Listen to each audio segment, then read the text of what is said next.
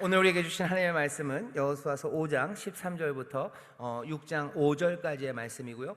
오늘 설교의 제목은 여호와의 승리를 위한 준비입니다. 여호와의 승리를 위한 준비예요.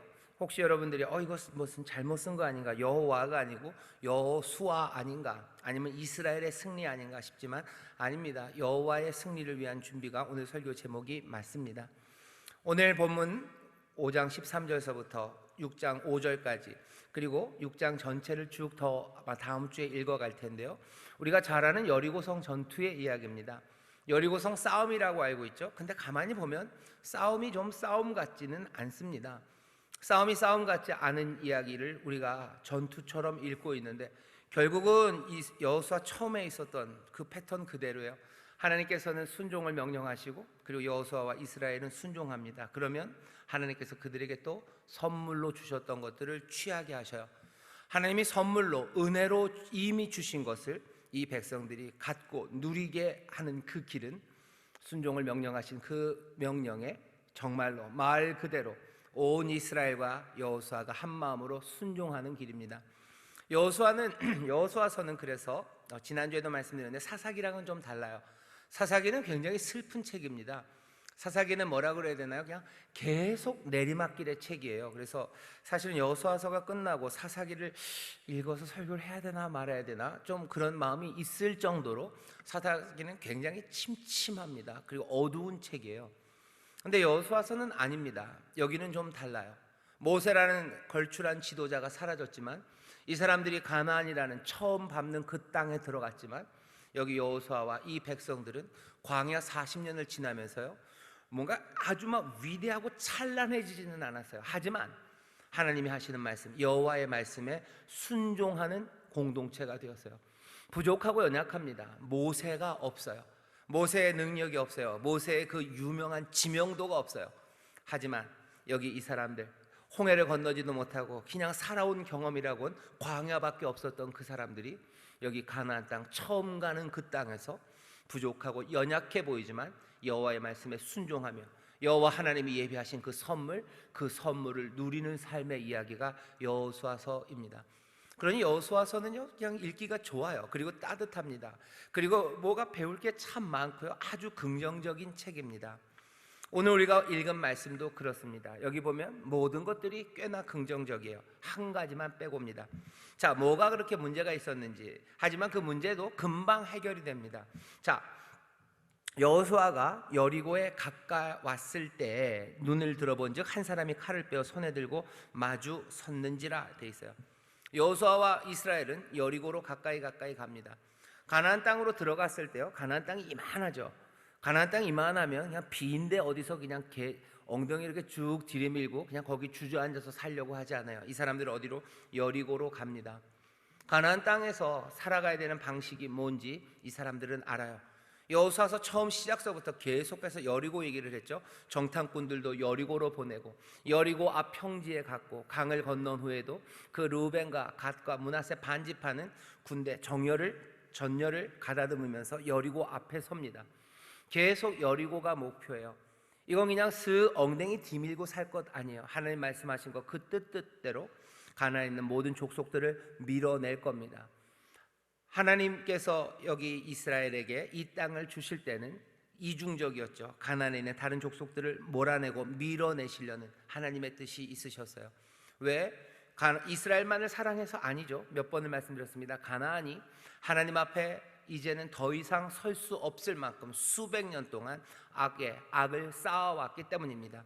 악이 관영했기 때문이에요. 그러니 이스라엘이 가서 가나안을 몰아내는 싸움은 자기의 땅을 차지하려는 싸움이기도 하고, 또 하나님의 거룩함을 지키려는 거룩한 전쟁이기도 합니다.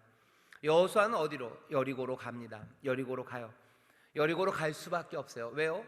이제 요단강은 다시 언덕에 넘칩니다. 4장 18절에 보면 이렇게 되어 있죠. 이 사람들이 요단강을 건너고 나서 여호와께서 언약궤를 맨 제사장이 요단 가운데서 나오며 그 밑바닥으로부터 육지를 밟는 동시에 요단물이 본 곳으로 도로 흘러 여전히 언덕에 넘쳤더라.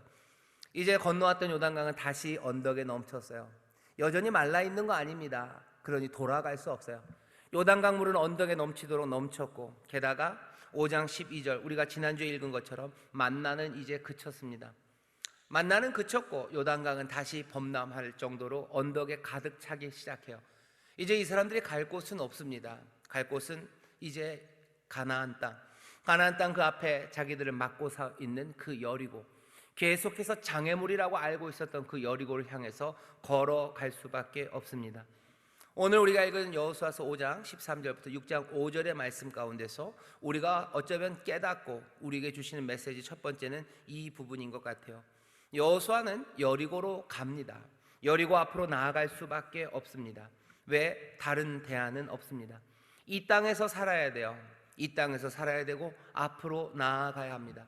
이 땅을 차지하는 수밖에 없어요. 왜? 만나는 그쳐서요. 이 땅의 소산을 먹어야 됩니다. 이 땅에서 하나님의 은혜로 살아가야 됩니다. 그리고 다른 삶의 대안들, 다른 방법은 없습니다. 오늘 우리도 다시 한번 생각해야 되는 게, 우리에게도 무슨 다른 대안이 있을까? 우리에게는 돌아갈 길이 있을까? 아니요, 우리는 돌아갈 길이 없습니다. 예수의 사람들은 돌아갈 길이 없어요. 왜? 우리가 고백한 그대로 십자가에서 우리의 모든 것, 죄, 우리의 육과 우리의 정을 몽땅 다 십자가에 못 박았기 때문이에요. 세상에 대하여 죽은 사람들, 그리고 죄에 대하여 죽은 사람들이 우리들입니다. 우리가 나가야 될 길은 그냥 정해져 있어요. 그것 말고 어디 돌아가는 방법이 없을까? 아니요, 그런 방법은 없습니다. 뒤로 갈 수 있을까? 아니요, 이제 뒤로 갈 수 없습니다. 그리스도와 함께 십자가에서 내 모든 것들을 다 못 받고 이제는 내가 산 것 아니고 내가 사는 것이 있다면 그건 그리스도 안에서 살아가는 삶, 그 삶 하나만 남았어요. 그리스도 안에서 살아가는 삶, 그것 하나 말고 나머지는 우리에게 아무것도 없습니다. 그리스도 안에서 살아가는 그 삶을 향해서 한 걸음 한 걸음 용감하게 나아가는 것, 그것 말고는 우리에게 주어진 다른 길은 없습니다. 우리는 그런 사람들입니다. 우리는 그렇게 부름받은 사람들이고, 그리고 그렇게 살아갔던 이스라엘이 하나님의 은혜로 인도함 받은 것처럼 그렇게 주어진 우리의 삶의 방향이 하나님이 우리에게 주신 선물인 줄 믿습니다. 모든 대안이 없어졌다는 게 너무 억울해하지 마셔요. 그게 은혜로 우리를 부르신 거예요. 그게 생명의 길입니다. 천하 만민에게 구원받을 만한 다른 이름을 주신 일이 없으셔요. 오직 주님만이 길이고 진리고 생명이십니다. 우리는 외길 앞에 선 사람이요, 여리고로 갈 수밖에 없어요. 그것 말고 다른 것들, 좌우를 뒤돌아보기 시작하면, 여호수아에게 처음에 그랬죠. 좌로나 우로나 치우치지 말아라. 너 내가 말한 그 길밖에 없어요. 치우칠 수 없습니다. 야고보가 나중에 신약에서 지혜로 알려주죠. 마음에 두 마음을 먹은 사람들, 여호와 하나님 앞에서 어떤 것도 얻으려고 생각하지 말아라. 한 마음입니다. 한 마음, 한 길, 그리고 우리에게 주어진 삶은 하나예요. 주님만 바라보며 주님은 따르시기를 주의 이름으로 축원합니다. 그리스도 안에서 살아가는 삶, 그것 하나만 남았어요. 용기 있게 그 길로 나가시기를 주의 이름으로 축원합니다. 머뭇거리실 이유가 없어요. 왜? 요단강은 이미 언덕에 넘쳤고 만나는 그쳤습니다. 이 땅에서, 이 길에서 우리가 주가 예비하신 그 선물과 은혜를 누려야 할 줄 믿습니다. 두려워하지 마십시오. 하지만 이 길이 생명의 길인 줄 믿습니다. 오늘 우리에게 알려주신 여호수아가 여리고로 가까이 갑니다. 여리고 그 길밖에 없어요. 자, 근데 앞에 봤더니 한 사람이 칼을 빼어 손에 들고 마주 섰습니다. 칼을 빼고 마주 서 있어요. 마주 섰다는 건 뭔가 좀 적대적입니다. 이 사람이 그냥 길가에 앉아 있는 것도 아니고요, 길가에 널브러져서 자고 있는 것도 아니에요. 칼을 빼고서 뭐 어디서 딴짓하고 있는 게 아니라 이 여호수아를 마주 서 있어요. 딱 마주 섭니다. 여호수아는 겁먹지 않아요. 아니, 겁이 좀 났을지도 모르지만 아까도 마찬가지로 앞으로 나아갈 수밖에 없어요. 여리고로 가야 합니다. 누군가 칼을 들고 서 있어요? 피합니까? 피할 수는 없어요. 왜? 요단강물은 넘쳤고 만나는 그쳤기 때문이에요. 해결하고 앞으로 나가야 됩니다. 우리가 여호수아서, 그리고 여호수아와 관련된 여러 찬송을 부를 때마다 늘 그렇죠. 뭐 허락하신 새 땅에 들어가라면 뭐 마음의 준비 다 하고 뭐 힘써 나가세. 계속해서 앞으로 나아갈 수밖에 없죠. 여기 여호수아도 마찬가지요. 한 사람, 알 수 없는 한 사람이 칼을 들고 마주 서 있는데 여호수아가 뒤로 도망가지 않아요. 빙 돌아가지 않아요. 마주선 그 일을 향해서 나아갑니다. 여호수아는 용기 있는 사람이에요. 용기 있는 사람이고, 그리고 이스라엘은 이 용기 있는 사람을 따라 자기들의 용기를 부추깁니다. 그리스도, 그리고 생명의 길을 떠나가는 사람들, 이 길만이 우리가 걸어갈 유일한 길인 사람들, 그 사람들에게 필요한 건 용기예요. 왜? 다른 길이 없기 때문이에요. 용기 말고 다른 길로 살 수가 없어요. 갑자기 용기 그러면 조금 어렵습니다. 왜냐하면 무슨 말씀인지 아시죠? 예. 그래도 용기 말고는 이런 용기 말고는 주의 길을 따라갈 수 없어요. 다른 말로 하면 뭡니까? 그게 믿음이에요. 이 믿음의 용기 없이는 하나님의 약속을 어떻게 얻을 수가 없어요. 왜? 다른 길이 없기 때문이에요. 다른 길이 있다면 용기 말고 뭘로 살아가는 거예요? 뺀뺀함이 아니라 뺀질거림으로 살 수 있어요? 아니면 픽 돌아가는 아주 유연함으로 살 수 있어요? 아니요, 유연함과 뺀질거림으로 살 수 없습니다. 왜냐하면 외길이기 때문이에요. 여리고로 가야 되는 길이에요. 한 길이에요. 그리스도만 따라가는 길이에요. 그러니 뺀질함과 유연함, 그것 대신에 믿음의 용기로 걸어갈 수밖에 없습니다. 앞에 누가 칼을 들고 마주 서 있습니까? 피할 수 있나요? 아니요, 가야 합니다. 여호수아는 그 앞으로 갑니다. 나아가서 물어요. 여호수아 여기까지 잘했어요. 여리고로 가는 것도 잘하고 칼을 들고 마주 선 사람에게 나아가는 것도 잘했어요. 문제는 여기입니다. 여호수아가 아직도 조금 변해야 되는 게 있어요. 가서 묻습니다. 묻는 질문이 이렇게 돼 있어요. 그에게 묻되 너는 우리를 위하느냐 우리의 대적을 위하느냐라고 묻습니다. 여호수아의 이 질문은요, 사실은 논리적으로 굉장히 합당합니다. 둘 중에 하나겠죠. 우리 편이냐 우리 편이 아니면 우리 대적의 편이냐, 적들의 편이냐 우리 편이냐, 확실한 질문이에요. 여기서 빠져나갈 방법이 없어요.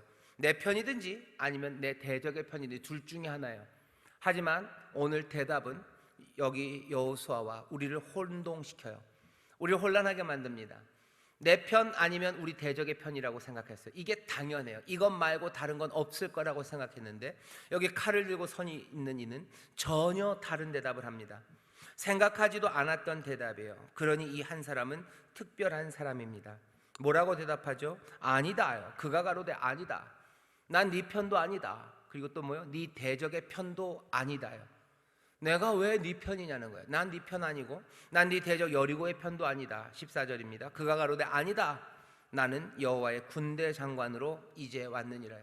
내가 지금 여기 있는 거 여호와의 군대 장관. 나는 누구의 편이요? 나는 여호와의 편이다요. 여러분들 여기 있는 이 말이요, 우리를 사실 쿵 하고 흔들어 놔야 됩니다. 세상은 내 편 아니면 적의 편, 세상은 나에게 유익이 되든지 아니면 나에게 불이익이 되든지 둘 중에 하나라고 생각했어요. 하지만 아닙니다. 그거랑 전혀 다른 여호와의 편이라는 게 있어요. 이러면 세 개입니까? 사실은 세 개도 아니에요. 여기 여호수아가 묻는 질문은요, 몽땅 다 자기 중심적인 생각입니다. 잘 들어보세요. 내 이익 아니면 나의 불이익이에요. 내 편 아니면 나의 적입니다. 세상은 뭘로 구분돼요? 세상의 기준은 나예요. 결국 나밖에 없어요. 내 이익이든지 아니면 나의 불이익이든지 둘 중에 하나죠. 하지만 여기 나와 있는 이 군대 장관이 말하는 건 그 생각을 깨뜨립니다. 세상에 너만 있는 거 아니에요. 네가 기준으로 네가 세상을 판단하는 뭔가 그 선이 되는 게 아니에요. 여기 너 말고 다른 이가 계셔요. 누구? 여호와. 나는 그 여호와의 군대 장관이라고 여호수아에게 말합니다. 오늘 이 말은 오늘을 살고 있는, 이제를 살고 있는 우리에게 굉장히 큰 도전입니다. 사람들은 결국은 뭐라고 말하든지 간에 그냥 자기 중심으로 살아가요. 나에게 유익이 되는지 안 되는지, 나에게 소망을 주는지 아니면 나에게 절망을 주는지, 나를 기쁘게 하는지 나를 슬프게 하는지. 그리고 사람들은 그러죠. 어떻게 그렇게 네 중심으로 사냐? 그러면 그냥 씩 웃으면서 인생이 그런 거 아니냐라고 말합니다. 다 그런 거 아니야라고 뭔가 현자인 것처럼 얘기해요. 세상에 대해서 통달한 것처럼, 세상의 모든 진리를 아는 것처럼 그렇게 말합니다. 하지만 오늘 본문이 아니야. 너 말고 다른 이가 계신 거죠. 우리를 인도하셔요. 우리를 인도하시는데 그의 이름을 위해서 인도하신대요. 그런 말을 들으면 우리가 고개가 살짝 이상해져요. 당신의 여호와 하나님의 의를 위해서, 하나님의 이름을 위해서 인도하시는 거야? 그러면 우리의 유익은 별로? 성경이 말하는 바는 하나님이 우리와 전혀 별개로 계셔요. 그리고 또 세상과 그리고 인생들은 이 하나님 안에서 평안과 행복을 누려요. 정말로 복된 삶을 살기 위해서 해야 되는 건 나를 바라보는 데서 누구를? 주님만 바라보는 것으로 달라집니다. 내 이익과 내 불이익은 따지지 않아요. 주의 이름과 주의 의를 따라서만 걸어갑니다. 그러면 내 인생은 어떻게 됩니까? 아니, 어느샌가 내 인생에 대해서 묻지 않는 사람들이 있어요. 왜? 믿음으로. 주를 따라가는 그 삶이 내 삶을 충만하게 하고 이게 내가 살아가야 돼, 그리고 나에게 주어진 가장 큰 은혜요 선물임을 아는 사람들이에요. 이 사람들은 내 유익을 묻지 않아요. 나에게 유익이 되는지 나에게 손해가 되는지 묻지 않습니다. 그냥 주님만 바라보며 가요. 주의 이름을 바라보며 가요. 그것이 복된 길임을 압니다. 우리 가운데도 이런 것들이 비슷하게 나타나는 경우들이 있어요. 누구냐면 뭔가 아주 우리가 존경하는 삶들입니다. 존경하고 박수치고 닮고 그 이야기만 들으면 가슴이 뭉클한 삶들을 보면 늘 그래요. 자기의 유익과 자기의 불이익, 그것들을 어느샌가 몽땅 다 쓰러져 버린 사람들. 사실 어려서 처음서부터 그러지는 않았을 겁니다만 어느 인생의 순간서부터는 자기를 보지 않는 사람들이 있어요. 자기를 살피지 않는 사람들. 하지만 그 사람들의 삶이 자기를 살피지 않기 때문에 막 그냥 엉망으로 사냐? 아니요, 그렇지 않습니다. 더 고상한 것과 더 가치 있는 것, 그것만 바라보기 때문에 오히려 삶은 더 질서 잡혀가고 더 가지런하고 아름다워지는 사람들이 있어요. 굉장히 궁금하시죠? 저도 그래서 지금 막 생각을 하고 있어요. 그런데 누굴 얘기하면 좋을지 리스트는 많습니다. 근데 이 리스트 중에서 여러분들이 또 싫어하는 사람이 있으면 어떨까 하는 생각 때문에 고민이 있지만 이런 거죠. 김구 선생 같은 거예요. 같은 게 아니라 김구 선생님 그런 분이에요. 네 소원이 무엇이냐고 하나님이 나에게 물으신다면 나는 대답할 거예요. 내 조국의 독립이라고. 또 물으신다면 내 조국의 완전한 독립이라고. 이 양반은 뭐예요? 나의 유익과 나의 불이익에 대해서는 관심 없어요. 내가 원하는 건, 내가 바라보는 건 우리랑 조금 다릅니다. 느낌이 좀 다르죠. 내 조국의 독립이요, 내 조국의 완전한 독립이요. 그냥 그거 하나면 내 삶의 유익, 내 삶의 불이익, 그것들은 따지지 않아요. 그렇다고 해서 자기를 돌보지 않으니까 김구 선생의 삶이 엉망? 아니요, 그러지 않습니다. 훨씬 더 정제되고 더 정갈하고 그리고 사람들이 보기에 아름답게 살아가요. 사람들은 나를 돌보지 않으면 내 삶을 누가 책임집니까? 라고 묻습니다. 믿음의 사람들이 물어볼 질문은 아니에요. 내가 나를 돌보지 않고 내가 주님만 바라보면 내 인생은 누가 책임집니까? 우린 답을 다 알아요. 주가 우리의 소망이 되시고 우리의 생명이 되시고 주님께서 우리의 모든 것 되신다고 고백하는 사람들이에요.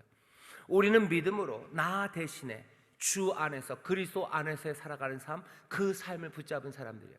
그 나라와 그 의를 구하는 자들에게 아버지가 모든 것들을 주실 거예요. 그것이 내 판단, 아니면 내 이익, 아니면 내가 생각하는 내 불안, 이런 것들과 상관없이 오히려 하늘에서 아버지가 나에게 주시는 것이기에 인생은 훨씬 더 서프라이즈로 가득하고요, 놀랍고 아름답고 감격스러운 삶으로 나를 가득 채우실 걸 믿으면서 나 대신에 누구를?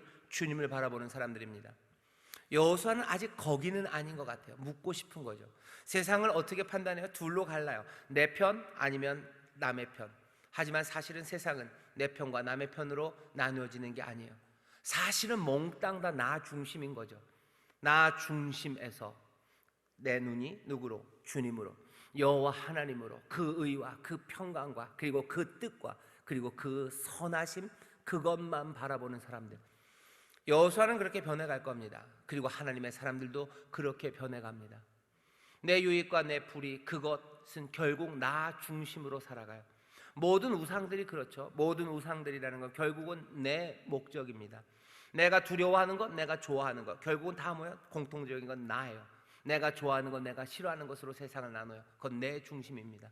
하지만 어느 순간엔 내가 내 눈을 이제 주께로만 고정하고 내가 십자가에서 그리스도와 함께 죽었음을 고백하는 사람들, 내가 죽었음을 알아요. 어느샌가 내 생각에 그리고 내 삶에 나라는 건 사라져 있음을 봅니다. 내 유익이라는 걸 따지지 않아요. 내 불이익을 그것들을 고려하지 않아요. 오직 고려하는 건 주님의 뜻, 그리고 그 거룩함과 의, 그 나라, 그 하나님의 말씀, 그것만이 내 삶의 전부가 되는 사람들. 그 사람들이 하나님 안에서 그리고 그리스도 안에서 새로운 생명을 누리는 삶입니다. 사람들은 그래요. 그게 가능합니까? 설명드릴게요. 늘 부족할 겁니다. 시시로 때때로 나에 대한 생각들이 그리고 내 판단과 내 기준이 들어올 거예요. 하지만 우리의 목표는 어디요? 훨씬 더 높은 곳에 있습니다. 믿음의 주 온전케 하시는 이 그리스도를 바라봐요. 그러니 내가 이렇게 될 때마다 내 연약함을 주 앞에 구하고 도우심을 구합니다. 그리고 어느 순간 내가 점점 더 주님만 바라보는 삶이 될 때 어떻게 기뻐하십시오. 기뻐하시고 감격하시고 내가 점점 더 자라가고 나 혼자만이 아니라 온 성도들 교회가 그리스도의 장성한 분량까지 그렇게 자라가는 것, 예수 그리스도가 우리에게 보이신 이야기입니다. 요한복음에서 뭐라고 얘기하셔? 내가 말하는 거, 내가 생각하는 거, 그건 내 말, 내 생각 아니고 난 오로지 뭐야? 아버지의 말을 해요. 아버지의 일을 해요. 내 삶 가운데 나는 없고 아버지만 있다고 얘기합니다. 그 그리스도의 장성한 분량까지 우리를 이르게 하셔요. 여러분들 기대하십시오. 그 삶이, 그렇게 그리스도 안에서 거하는 삶이 얼마나 복된 삶인지. 너희가 내 안에, 내 말이 너희 안에 거하면 너희들 무엇이니 원하는 대로 구하라. 아버지가 몽땅 다 시행하시고 내가 시행하고 거기에 삶에 약속하셨던 모든 충만함이 가득합니다. 김구 선생님이 자기의 유익과 그리고 자기의 불안, 그것들 말고 조국의 온전한 독립을 위해서 자기의 삶을 바칠 때 뭐 가슴 아프고 눈물 흘리는 일 있었겠지만 가슴 벅참으로 살았을 거예요. 하지만 그거보다 훨씬 더 고상하고 그리고 더 충만한 삶이 우리 가운데 있습니다. 그리스도 안에서 살아가는 삶. 여기 여호수아는 아직 제대로 거기에 이르지 못했으나 우리는 오늘 이 말씀을 보면서 우리가 가야 되는, 우리가 이르러야 되는 삶의 방향, 그 목표를 오늘 다시 한번 봅니다.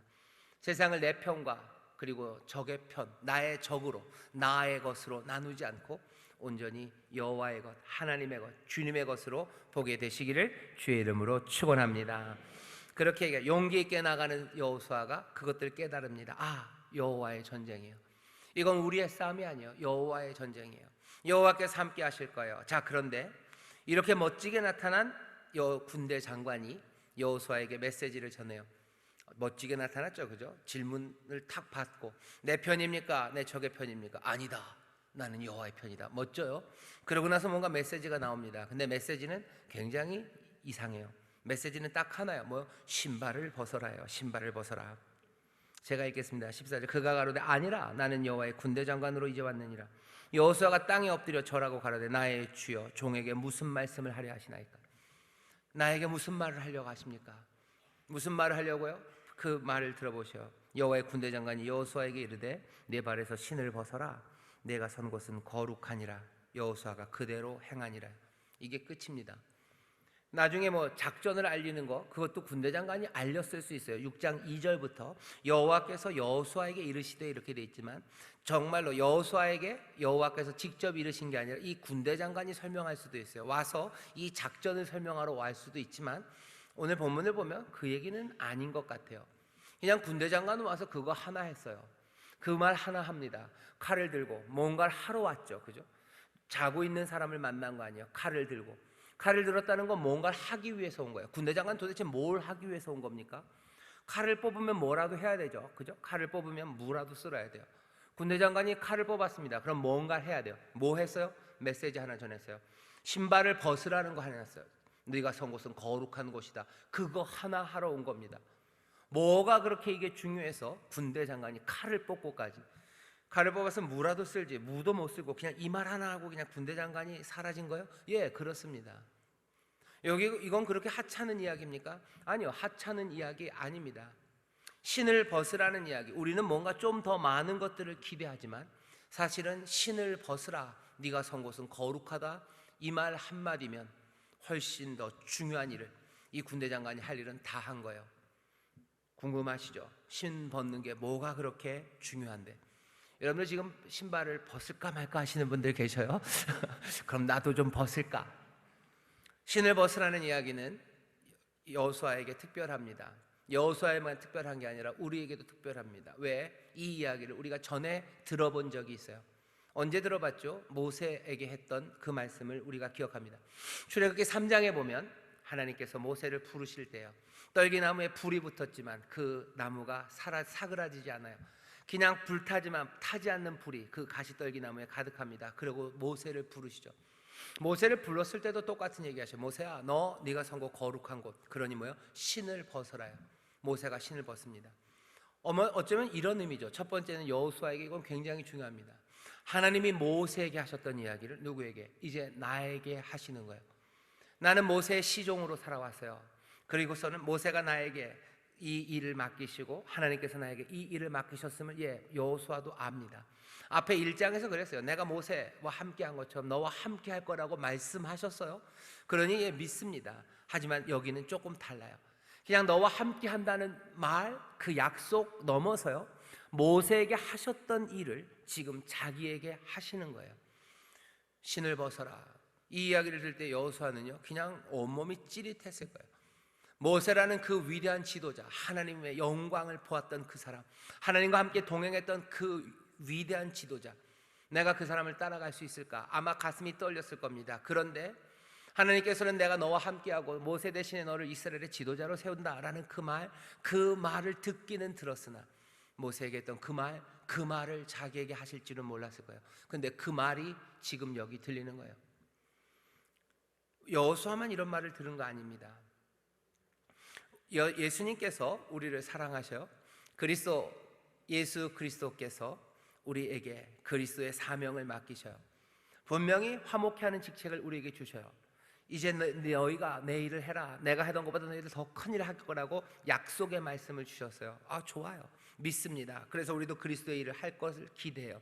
그리스도의 일을 할 거고 그리스도와 함께 그 영광과 그리고 그 영화로움을 우리가 누릴 걸 기대합니다. 그런데 이 약속의 말 말고요, 우리도 여호수아처럼 뭔가 하나님이 예수님에게 했던 그 말씀들을 우리에게 하신다면 우리도 이 여호수아처럼 전율할 것 같아요. 우리도 이 말을 듣습니까? 우리도 이 말을 듣습니다. 언제 듣습니까? 분명히 믿는 것은 아들이 그 물에서 올라올 때 하늘이 열려요. 그리고 성령이 비둘기처럼 임합니다. 그리고 이는 내 사랑하는 아들, 내 기뻐하는 자다라는 음성이 여기 예수님에게 들립니다. 우리도 세례 침례받으며 물에서 올라올 때 성령님 우리 가운데 임하시고 또 하늘은 열리며 우리에게 말씀하셔요. 뭐라고? 내 사랑하는 자, 내 아들, 내 기뻐하는 자. 그리스도에게 들렸던 그 말씀, 예수 그리스도에게 들렸던 그 말씀이 우리에게도 들려요. 그러면 우리가 살아가는 길과 그리고 우리가 맡겨주신 사명, 그것은 그냥 단지 말로 거기 걸려 있는 것이 아니라 정말로 하나하나 하나님께서 거기에 합당한 은혜와 그리고 역사를 베풀어 주심을 우리는 봅니다. 여호수아에게 그래서 신을 벗어라 하는 이야기는 그냥 신발 벗는 것으로 끝나는 이야기가 아닙니다. 왜 신을 벗으라고 그랬어요? 네가 선 곳은 거룩하대요. 왜 거룩합니까? 이유는 하나예요. 그 땅이 거룩한 이유는 뭐예요? 거기에 무슨 그 밑에 유전이 깔렸어요? 아쉽게도 그 동네에서요 기름이 없는 딱 거기밖에 없습니다. 그 옆에 이라크, 이란 다 기름이 나오는데요, 가나안 땅만 기름이 안 나와요. 안 웃으시네요. 그 땅이 왜 거룩합니까? 거기 무슨 금을 깔아놨습니까? 아니에요. 거룩해지는 건 왜 거룩해져요?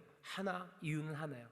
하나님이 계신 곳, 하나님이 거하시는 곳, 거기만 거룩합니다. 지금 이 군대장관이 말하는 거, 신을 벗어라, 네가 선 곳은 거룩하다는 얘기 뭐예요? 여기 누가? 하나님이, 여기 여호와께서 너와 함께 하신다요. 그 이유 때문에 신을 벗는 겁니다. 거기에 뭐 금박이 깔린 거 아니죠. 신을 벗어라, 그 얘기는 뭐예요? 이곳은 거룩하다. 거기에 담겨있는 뜻, 하나님이 너와 함께 하신다요. 하나님이 너와 함께 하시는 땅이다요. 1장에서 약속하셨어요. 여호수아 염려하지 말아라. 내가 너와 함께한다. 그러니 너 두려워 말아라. 너 놀라지 말아라. 너 겁낼 필요 없다. 내가 너와 함께함이니라. 말씀이 있었어요. 그리고 여기 5장에서는 뭐예요? 하나님이 이 땅에 지금 너와 함께 서 계시다고. 그러니 신을 벗으라고 얘기하시는 거예요. 말씀에서 끝나지 않습니다. 정말로 뭐예요?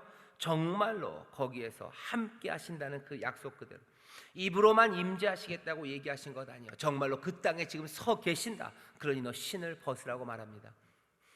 여호수아에게 그러니 이건 충분합니다. 하나님이 나와 함께 하셔. 여호와가 나와 함께 하셔. 말로만이 아니에요. 약속하셨던 그것이 나에게 지금 이루어집니다. 지금 여기 계셔요. 그러니 나는 기쁨으로 그리고 두렵고 떨림과 소망으로 신을 벗는 겁니다.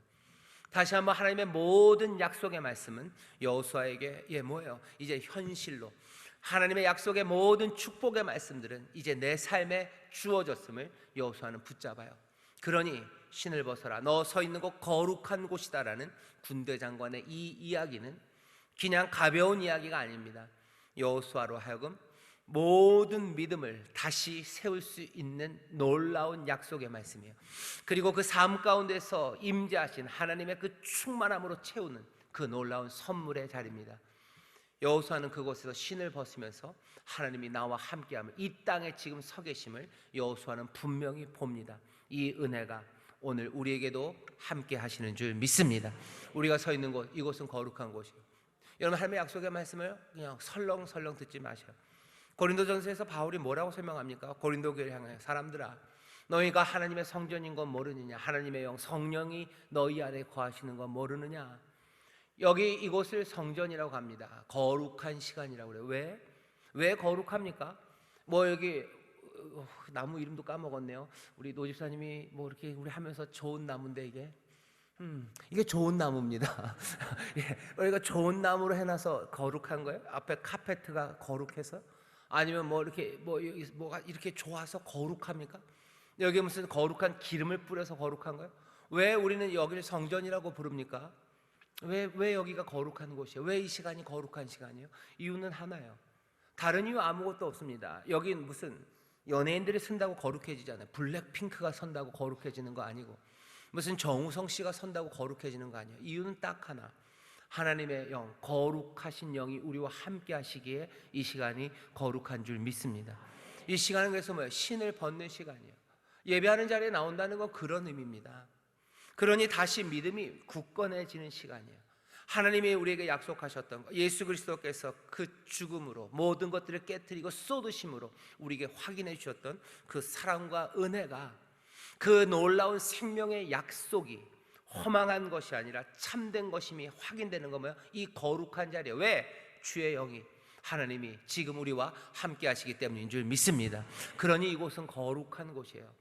그러니 우리가 손을 들고 찬양합니다. 그러니 거룩한 곳이기에 우리의 영혼을 그 앞에 쏟아내는 거예요. 왜 여기다 쏟아냅니까?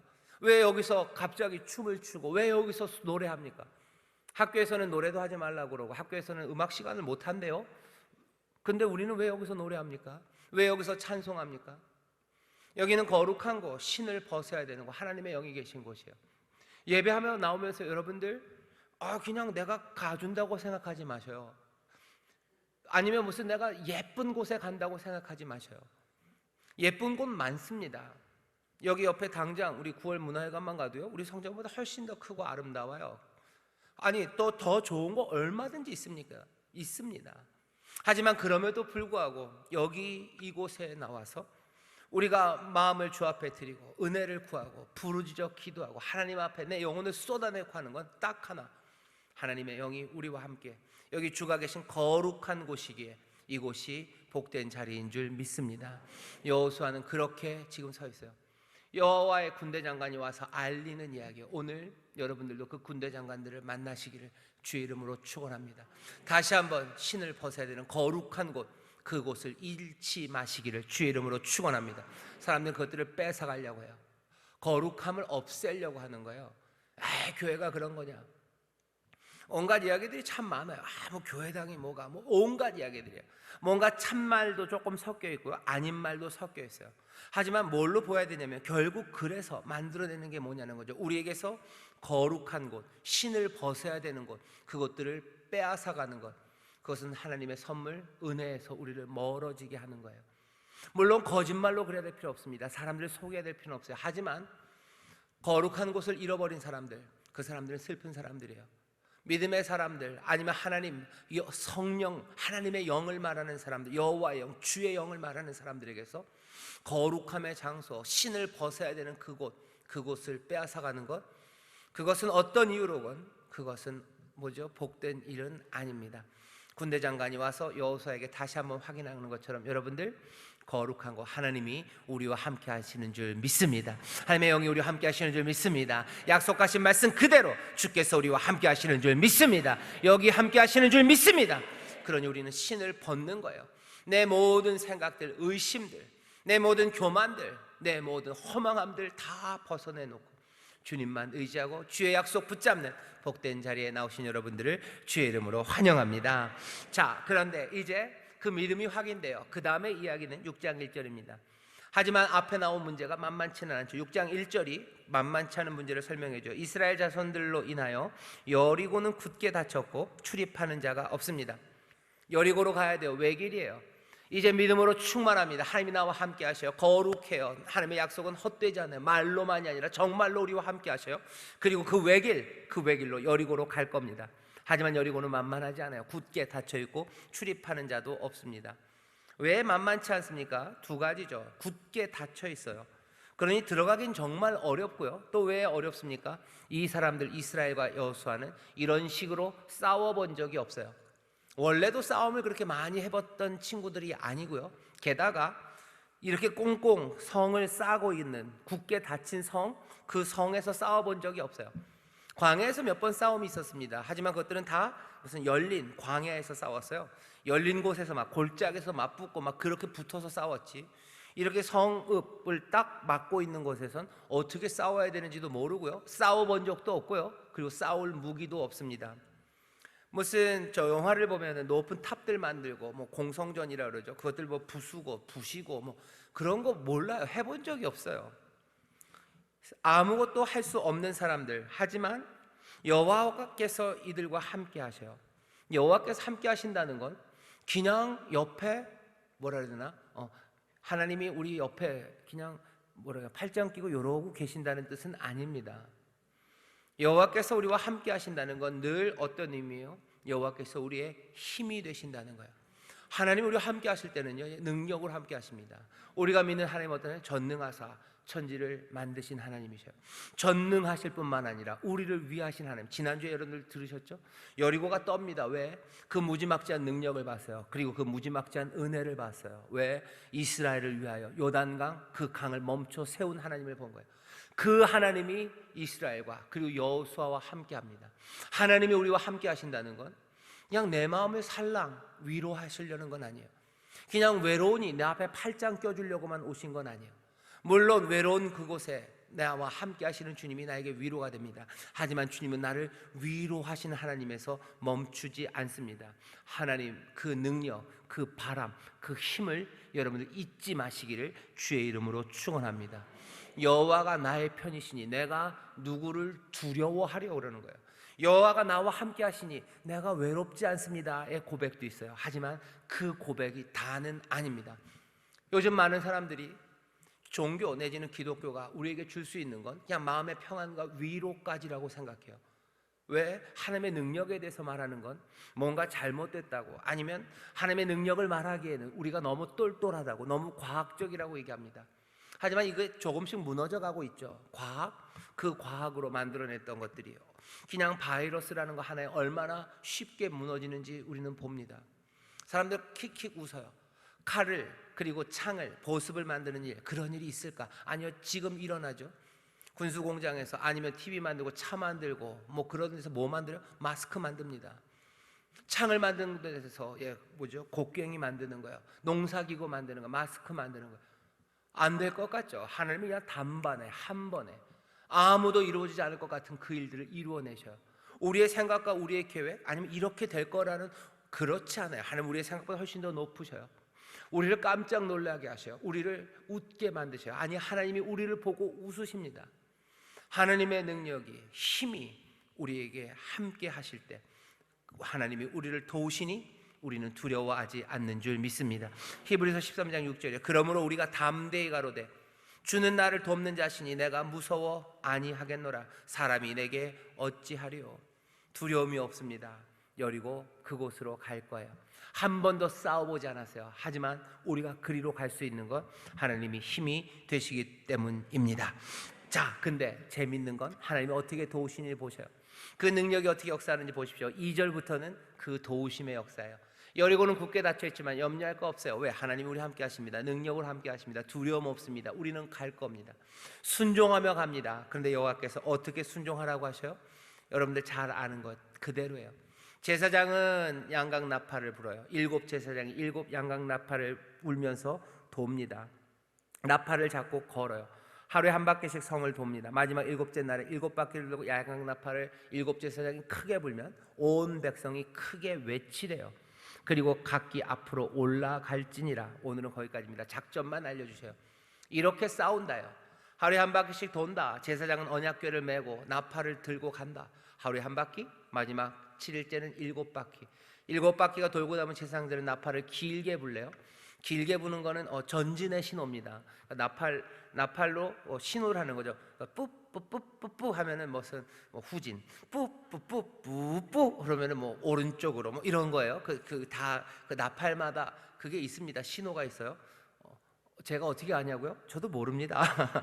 근데 그렇게 된다는 것만 압니다. 그렇게 된다는 것만 알고요. 그래서 쇼파라 그래가지고 그 유대인들이 새해가 시작될 때 부는 그 큰 나팔이 있어요. 양각 나팔을 불 때 아무렇게나 부는 건 아닙니다. 그게 그 부는 박자가 있어요. 길게 짧게. 그 모르스 부호랑 비슷해요. 뚜뚜뚜뚜뚜 이런 식으로 부는 게 있는데 이번에 어떻게 불어요? 양각 나팔을 길게 붑니다. 그냥 모든 숨을 다 내쉬면서 팍 하고 부는 거죠. 그럼 이스라엘은 또 자기들도 온 영혼을 다 끌어모아서 외쳐요. 그리고 앞으로 나아가라고 하셔요. 이게 작전입니다. 통상적이지 않아요. 이 이스라엘이 아무리 성을 공격해 본 적이 없다고 해도 이게 말이 안 된다는 건 압니다. 그런데 하나님은 그렇게 하라고 하셔요. 일부러 그러신 것 같아요. 오늘 여기 싸우는 방법을 알려주신 것 잘 보시면요, 이건 그냥 거의 예배와 비슷합니다. 여기 앞에 나가는 사람들은 무장한 군인이 아니에요. 누가? 제사장들이 앞에 섭니다. 언약궤를 메고 나팔을 들고 나가는 거예요. 그리고 주 앞에서 크게 외칩니다. 여리고 군사작전 아니면 대단한 무슨 무기에 의해서 무너지는 게 아니에요. 누구에 의해서 무너집니까? 하나님 앞에 순종하며 걷는 사람들, 그 사람들에 의해서 무너져 내립니다. 그게 하나님 여호와께서 이스라엘에게 가나안으로 들어와서 첫 번째로 보이고 싶어 하시는 것 같아요. 너희 언약궤를 맨 제사장 따라가는 거다. 너희들 주 앞에서 크게 외치며 나아가래요. 예배하는 마음으로 모두가 다 하나 되어 나에게 순종하며 나가라. 그러면 된다요. 그러면 나팔 소리 불릴 때 나가면 됩니다. 전쟁으로 이기는 것 아니고 결국은 예배하고 나에게 순종하며 나아갈 때 그 땅을 너에게 준다. 이것들 알리셔요. 오늘 이 말씀을 보면서 이 작전은 굉장히 이상합니다. 그렇죠? 하지만 불가능한 건 아니죠. 이상해요. 하지만 불가능한 건 아니에요. 하나님의 말씀에 우리가 순종하는 게 때로는 이상합니다. 하지만 불가능한 건 아닙니다. 근데 사람들은 어떻게 해요? 불가능한 것도 아닌데 이상하기 때문에 순종하지 않습니다. 신명기 보면 모세가 마지막에 이스라엘 백성들에게 설명하면서 하나님의 말씀이 그렇게 복잡하고 어려운 것 아니지 않냐는 거예요. 하나님의 말씀을 얻기 위해서 너희가 바다 끝에 가야 되는 거 아니고 하나님의 말씀을 알고 이해하기 위해서 하늘에 가야 되는 거 아니다. 하나님의 말씀이 그냥 너희 입에 있다래. 너희 입에 있지 않냐? 너희가 다 알지 않냐? 말하지 않았냐? 그냥 그대로 하면 되는데도 사람들이 그것들을 행하지 않는데요. 이상하죠? 왜? 그것대로 살면 안 될 것 같은 거예요. 그렇게 하면은 뭐가 될까 싶은 거예요. 불가능한 건 아닙니다. 예를 들어 볼까요? 나아만입니다. 우리가 얼마 전에 엘리사 얘기를 하면서 나아만 얘기, 엘리야 얘기하면서 나아만 얘기들을 많이 했어요. 나아만 장군 요단강에 가서 물을 수 있습니다. 불가능합니까? 불가능하지 않아요. 하지만 이상합니다. 이상해요. 하지만 불가능하진 않아요. 순종할 수 있습니까? 예, 할 수 있습니다. 하지만 사람들은 안 합니다. 왜? 이상해요.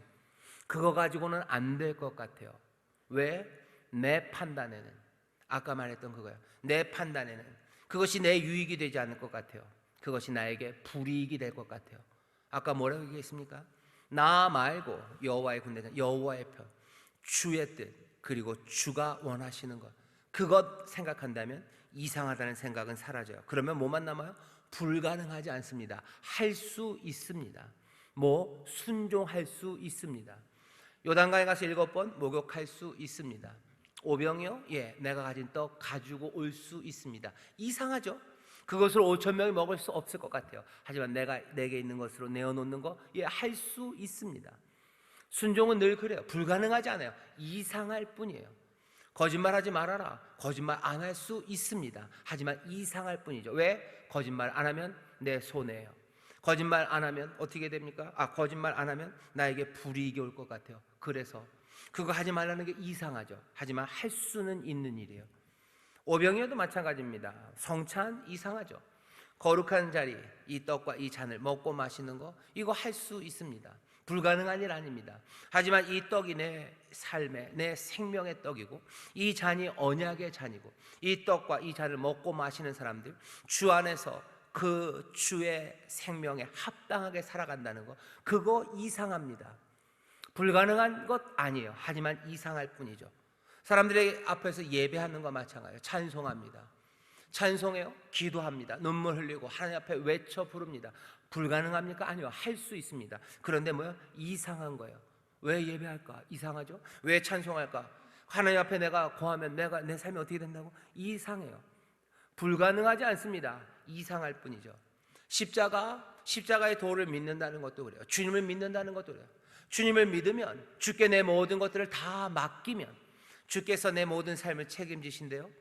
불가능합니까? 불가능하지 않습니다. 주께 맡기는 게 뭐가 불가능해요? 몽땅 다 주 앞에 맡길 수 있습니다. 하지만 이상한 거예요. 그러니 맡기지 않습니다.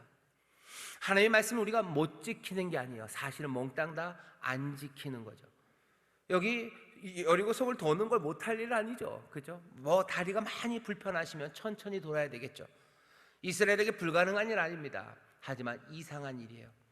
하나님이 우리에게 말씀하시는 그 말씀들, 순종을 요구하시는 것이 세상에 볼 땐 정말 이상합니다. 바울은 뭐라 그래요? 십자가의 도가 세상에 멸망받는 사람들, 그 사람들에게는 미련한 거예요. 말도 안 되는 스캔들이에요. 어쩌면 추한 일이에요. 어쩌면 넘어뜨리는 일들이에요. 하지만 구원받은 우리에게는 그것이 하나님의 능력이 된다고 얘기하시는 것, 여러분들 다시 한번 생각하셔요. 십자가의 도가 우리를 부르신 부르심이 세상엔 이상한 겁니다. 하지만 불가능한 거 아니에요. 오늘 당장도 마찬가지입니다. 수요일 일부 예배 오는 게 불가능합니까? 그렇지는 않아요. 가능합니다. 하지만 이상하죠. 이렇게 날씨 좋은 날, 그죠? 이렇게 날씨 좋은 날, 게다가 연휴 끝나고 피곤한 날, 왜 교회에 갑니까? 이상한 거예요. 이 시간에 뭐예요? 이 시간에 친구 만나서 놀든지, 그것도 아니면 뭔가 뭐라 해야 되나? 뭐 돈 되는 일을 해야죠. 토끼 눈을 붙이든지, 아니면 봉투라도 붙이든지, 아니면 애들 따뜻한 밥이라도 해주든지, 뭘 해야죠. 이상한 일입니다. 불가능? 아니요, 불가능하진 않아요. 이상한 일이죠. 전도하는 것도 마찬가지입니다. 복음을 말하는 거 불가능합니까? 아니요, 가능합니다. 내가 못하고 내 입이 둔해서 조금 어렵지만 불가능한 일은 아니에요. 하지만 이상하죠. 내가 이걸 한다고 어떻게 되는 것도 아닌데 내가 왜 그 망신을 당해야 돼? 이거 하다가 그 친구 멀어지면 어떡해? 왜 내가 이 일을 해야 되는지 몰라요. 이상한 일이지 불가능한 일은 아닙니다. 오늘 우리가 처음 시작해서 그랬어요. 이거 전투 같지 않아요. 그냥 순종의 명령, 그리고 순종, 거기에서 하나님의 선물이 주어집니다. 여호수아에게 보이시는 거예요. 말씀 그대로 정말로 하나님이 여기 계시다고 얘기해요. 너에 대한 고려 말고 하나님 주님 바라보고 그 주님의 약속이 지금 여기 이루어지니 너 어떻게 해요? 세상이 이상하게 말해도 너 이것 말씀 따라서 예배하며 그 길을 걸으라고 우리에게 말하는 겁니다. 어찌 됩니까? 우리는 그 답을 알아요. 여리고는 무너지고 하나님의 약속대로 하나님의 백성들에게 하나님의 선물이 주어지는 줄 믿습니다. 이상한 일들일 겁니다. 하지만 불가능하지는 않습니다. 이 순종이 우리 가운데 하나하나 조금씩 더 온전해지고, 그리고 더 마음을 다하여 힘을 다하여 정성을 다하여 하나씩 하나씩 그 말씀에 순종하며 나갈 때 기쁨은 더 충만해지고, 또 하나님 향한 감사는 더 넘쳐나기 시작하며 하나님의 복된 역사는 우리 가운데 하나씩 하나씩 분명하게 열매 맺게 될 줄 믿습니다. 기도하겠습니다. 하나님, 주님의 승리, 우리의 기쁨, 이 모든 아버지 하나님 아름다운 역사가, 하나님이 복된 삶이 우리 가운데 어떻게 주어지는지 우리로 보게 하시니 감사합니다.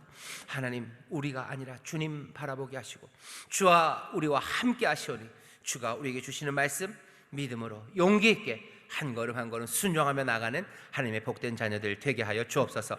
그 길에 주께서 약속하신 선물이 넘칠 줄 믿습니다. 은혜가 넘칠 줄 믿습니다. 회복과 구원의 역사가 분명하게 우리 가운데 펼쳐질 줄 믿사오니 주님 영광 받으시고 우리에게는 한량없는 기쁨과 감사가 넘치게 하여 주옵소서. 감사드리며 예수님 이름으로 축복하며 기도하옵나이다. 아멘.